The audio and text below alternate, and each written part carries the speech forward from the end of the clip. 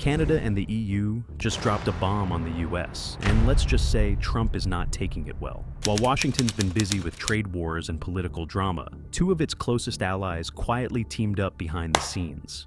And what they're building might just leave America locked out of the room. Markets have wobbled after US President Donald Trump announced new tariffs on imports of cars and car parts. He's also vowing to retaliate if Europe and Canada team up in the face of US tariffs. President Trump again imposed unjustified tariffs on our nation in violation of our existing trade agreements. We will respond forcefully. Nothing is off the table to defend our workers and our country. Mark Carney's decision to visit Paris instead of Washington, as is usual for Canadian leaders, comes after Donald Trump escalated trade tensions with both Ottawa and Brussels. What exactly are Canada and the EU planning behind America's back? Why is this new alliance such a big threat to Washington's global power? And could this partnership change the balance of security in the West?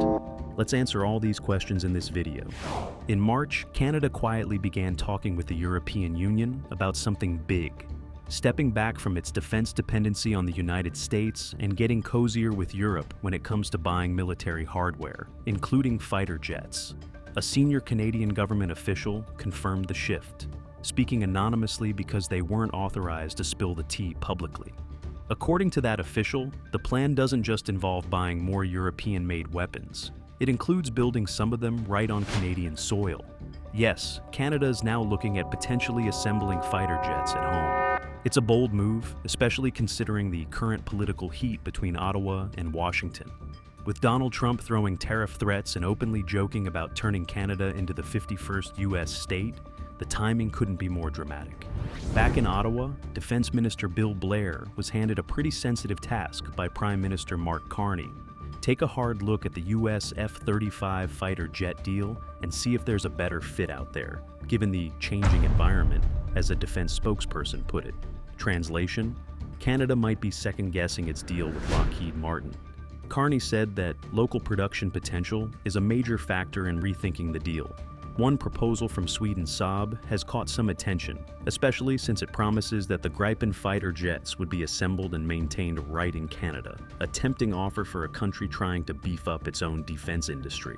Speaking with CBC, Foreign Affairs Minister Melanie Joly didn't sugarcoat the situation.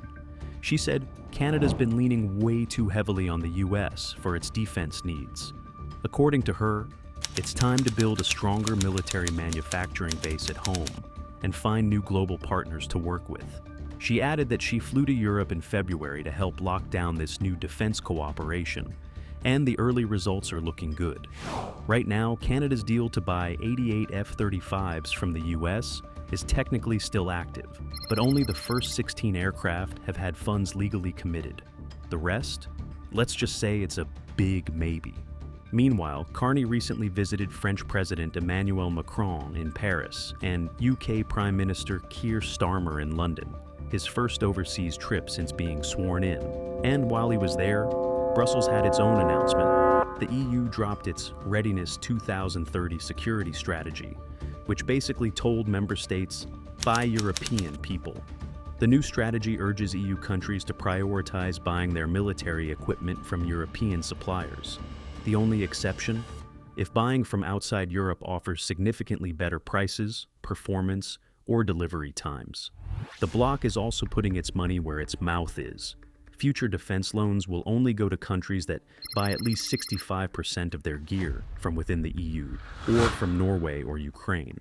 Considering that nearly 2/3 of Europe's defense orders have gone to American companies in recent years, this is a major shift. And with Canada now in talks to join this new EU-led effort, the defense world just got a lot more interesting.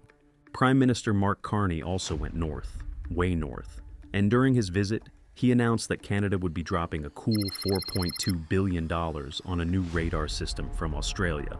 Not the US, not Europe, Australia. Talk about mixing things up. A senior Canadian government official, who wasn't authorized to speak publicly but clearly couldn't resist, said the radar setup will stretch nearly a mile long and be made up of massive pillars. It's designed for Canada's far north, where the weather is harsh, and the geopolitical signals are even chillier. As for how this Australian shopping spree might sit with the folks in DC, the official admitted it's hard to predict the political reaction, but said American military brass are perfectly fine with it. In fact, they welcomed it. And while that was happening, Carney's government kept exploring European military partnerships. With Trump's recent messaging basically telling Europe to gear up and look after Ukraine on its own, France has been ramping up its Buy European campaign, loudly. The message is clear. Don't wait around for American support that might not show up. On the fighter jet front, Sweden's Saab Gripen is gaining buzz. It's already in service with countries like Sweden, Hungary, the Czech Republic, South Africa, Brazil, and Thailand. Now, it's on Canada's radar too, especially since Saab is offering to build and maintain the jets right on Canadian soil. Given the current climate, that offer might just be too good for Ottawa to pass up. This alliance between Canada's and the European Union clearly got under Trump's skin because by late March, he was fuming on Truth Social. He warned that if the EU and Canada dared to team up to do economic harm to the USA, they'd both get hit with even bigger tariffs, way beyond what was already on the table. He said if they tried anything funny, he'd slap large-scale tariffs, far larger than currently planned, to defend, as he put it, the best friend that each of those two countries has ever had.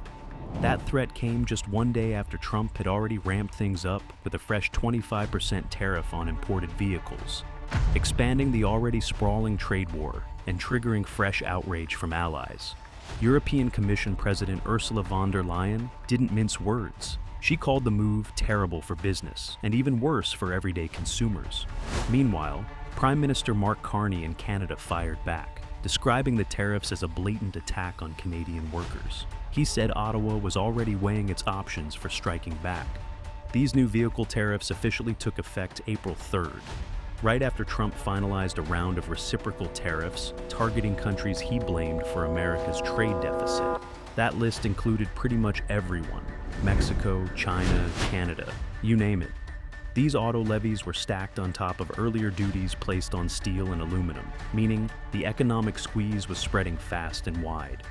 The EU, trying not to escalate too quickly, said it would hold off on its first round of countermeasures until mid-April. But when they did hit back, they were aiming straight for the good stuff, like bourbon, which was set to face a 50% tariff. Trump didn't take that lightly either. In typical fashion, he fired back with another threat. If the EU touched American whiskey, he'd slap a whopping 200% tariff on all European wines and alcoholic products. Cheers to that showdown. Aside from Trump losing his mind over the growing bond between Canada and the EU, turns out he's not the only one throwing a wrench into the mix. Some EU countries themselves aren't exactly popping champagne over the partnership. A German-led push to include the UK and Canada in a shiny new EU defense project has hit some classic Brussels-style drama, this time courtesy of France. The plan, it's called the Security Action for Europe, or SAFE for short, a defense initiative that would dish out 150 billion euros in low-interest loans to boost military spending. The goal was to open the door to non-EU allies like the UK and Canada for joint military gear shopping. But France came into the chat with a firm non. They made it loud and clear they don't want the UK anywhere near it, which naturally is slowing things down. An EU diplomat told Politico that France's ambassador didn't hold back. He basically warned that France's stance could drag out the whole process. What's France really after? Apparently, they're hoping to leverage their position to score better fishing rights in exchange for playing nice with the UK on defense. Sources said it's all part of the usual diplomatic give and take, or maybe just good old stubborn bargaining. SAFE isn't just about the loans, it's part of a larger EU defense makeover, with plans to exempt defense spending from EU budget caps and bring in private investors to fatten up the military-industrial pie. But the most controversial bit? Deciding who actually gets to sit at the procurement table. Under the European Commission's draft blueprint, the UK and Canada wouldn't qualify. They don't have formal defense agreements with the EU. So far, only countries like Norway, Switzerland, Iceland, Liechtenstein, Ukraine, and EU hopefuls are in the clear. Still, about 10 EU countries, including Germany, Sweden, and the Netherlands, have been rallying behind the idea of widening the circle to include London and Ottawa. One EU diplomat said that everyone generally agreed the EU should be more open. It's just that they couldn't quite settle on how to make it happen. And just to keep things interesting, another smaller group of EU nations is now lobbying for more US involvement in the same defense scheme. Because nothing says smooth negotiations like throwing Washington into the pot. At the moment, EU ambassadors are still neck-deep in debate, trying to balance political sensitivities with strategic cooperation. Whether this plan brings the bloc together or turns into another bureaucratic tug-of-war, that part's still playing out. But let's be clear, Europe and Canada aren't completely ghosting the US. Just because they're cozying up on trade doesn't mean they've ditched NATO brunches. In fact, in early April, both European NATO members and Canada said they're still down to boost defense spending.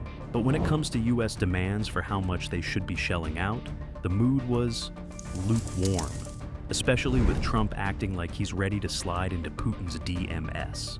Since Putin launched his full-scale invasion of Ukraine 3 years ago, NATO allies have collectively poured billions more into defense. Still, about a third of them haven't hit NATO's official goal, spending at least 2% of their GDP on military budgets. Trump tossed that number out the window and said allies should commit to a whopping 5%. Now, that's a leap. According to NATO's own data, even the US only spent about 3.38% last year. And ironically, it's the only NATO member whose defense spending has actually declined over the past 10 years. Canada's Foreign Minister Melanie Joly didn't hold back. While standing in front of reporters at NATO headquarters in Brussels, she said it was crucial for allies to agree that Russia is a real threat. If not, she asked, why are we constantly being told to spend more and more on defense? Last year, NATO officially stated that Russia remains the most significant and direct threat to its member states' security. But Trump's whole public make nice campaign with Putin, yes, the same Putin who's been indicted for war crimes, has made European allies visibly uncomfortable. They're also still side-eyeing Washington for ruling out NATO membership for Ukraine, a move many feel left Kyiv vulnerable heading into possible peace talks. Then came a moment last month that made everyone clutch their pearls. When the UN held 3 votes aimed at ending the war in Ukraine, the US broke from Europe and refused to blame Russia.